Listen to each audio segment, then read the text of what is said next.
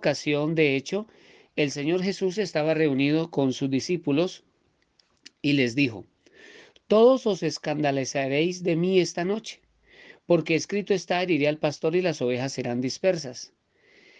El Señor les está diciendo que a él lo van a capturar, lo van a juzgar en cuestión de horas y luego lo van a crucificar, pero ellos no creen esta palabra de que ellos se van a escandalizar cuando Jesús sea capturado. Y entonces Pedro respondió cuando el Señor les dijo esto, diciendo: aunque todos se escandalicen, yo no.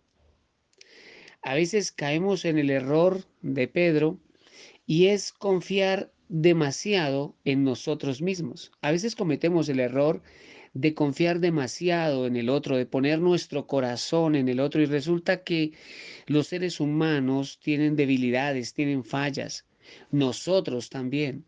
Y es por eso que no debemos poner nuestro corazón, nuestra confianza en nuestras propias capacidades o en nuestros propios talentos o en nuestra propia inteligencia o en nuestros propios recursos, en fin, porque el único que es fiel y permanece para siempre es Jesucristo el Señor.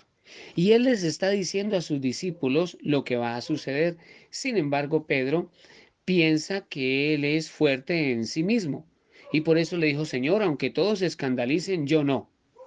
Y entonces Jesús lo miró y le dijo: Pedro, de cierto te digo que tú, hoy, en esta noche, antes que el gallo haya cantado 2 veces, me negarás 3 veces.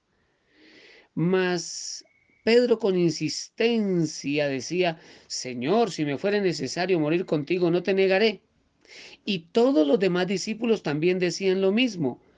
Dice Marcos capítulo 14, versículo 26 en adelante. Entonces Pedro estaba confiado demasiado en sí mismo. Y esto se conoce como presunción, cuando nosotros tenemos demasiada seguridad en nosotros mismos, caemos en la soberbia de nuestra propia fuerza. Y resulta que lo que somos o podemos hacer es por la gracia de Dios en Jesucristo el Señor. Nada tenemos por nosotros mismos, todo viene de Dios. Y el Señor Jesús está instruyendo a Pedro y a sus discípulos, pero ellos insisten en que no va a ser así como está diciendo el Maestro.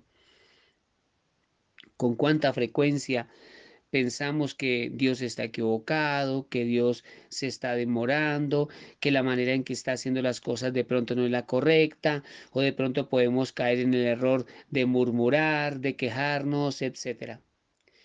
Pero nosotros somos hijos de Dios y nuestro Padre sabe perfectamente lo que hace, a dónde nos lleva, por qué lo está haciendo, en qué momento lo debe hacer. Él lo sabe todo y nosotros debemos confiar en eso. Y Pedro finalmente no acepta lo que el maestro le está diciendo. Y por eso dice aquí Marcos 14:31 que Pedro insistía diciendo: no, Señor, si me fuera necesario morir contigo, no te negaré. Pero la misma escritura nos dice que Pedro negó al Señor 3 veces. Las cosas fueron como Jesús lo dijo. Las cosas siempre serán y son como Jesucristo, el Señor, dice. Es por eso que debemos poner nuestro corazón en las palabras de Dios. Siempre será como está escrito.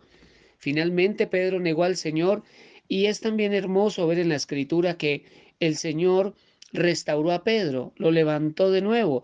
De hecho, fue el líder del avivamiento en Jerusalén. Dios no desechó a Pedro porque se haya equivocado, porque lo haya negado. Dios no lo rechazó. Dios no lo desechó. Por el contrario, el Señor Jesucristo resucitado se le manifestó, lo restauró, lo levantó, luego envió la llenura y el poder del Espíritu Santo sobre Pedro y lo usó de una manera poderosa. Es decir, tal vez cometamos errores y a veces nos podemos equivocar creyéndonos fuertes en nosotros mismos, pero es necesario reconocer que eso está mal, que nosotros tenemos que confiar en el Señor y que debemos depender de Dios. Y entonces, cuando logramos hacer eso, Dios hará cosas grandes, a través de nosotros y a nuestro favor. Y lo vemos en la vida de Pedro. Pedro, como discípulo del Señor, fue formado, fue instruido hasta convertirse en una vasija para la gloria de Dios.